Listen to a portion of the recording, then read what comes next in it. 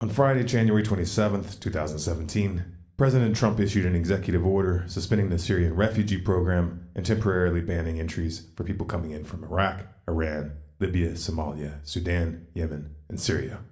The backlash has been fierce, and public figures from around the world have voiced their outrage.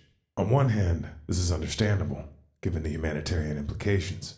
However, one has to ask, where was this outrage when the refugee crisis was being created? Where was the righteous indignation in 2011 when the Obama administration toppled the Libyan government? First by sending in the CIA to back rebel groups that ended up having direct ties to Al-Qaeda, and then using airstrikes to finish the job. Prior to this intervention, Libya had one of the highest standards of living of any country in Africa. They even had free healthcare. Today, the country is a failed state, plagued by ongoing violence. That's why these people are trying to escape.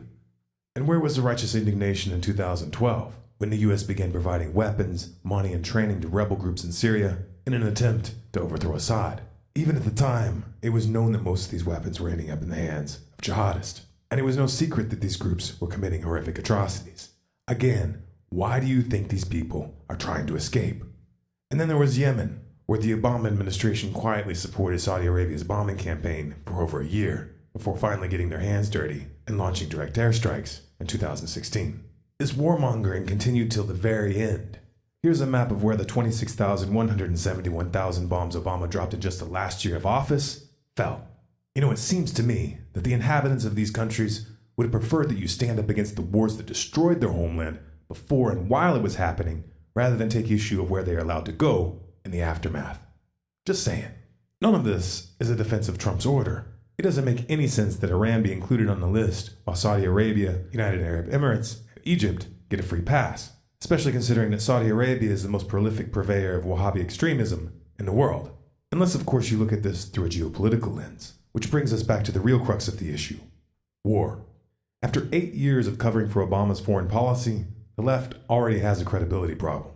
And the current strategy of throwing temper tantrums at Trump's each and every turn, which started before he took office, isn't helping.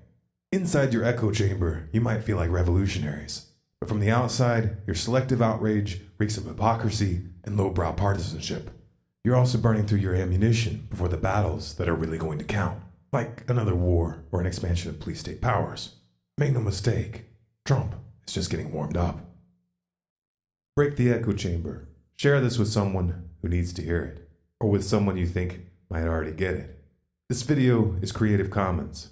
You have permission to download, copy, and distribute it by any means.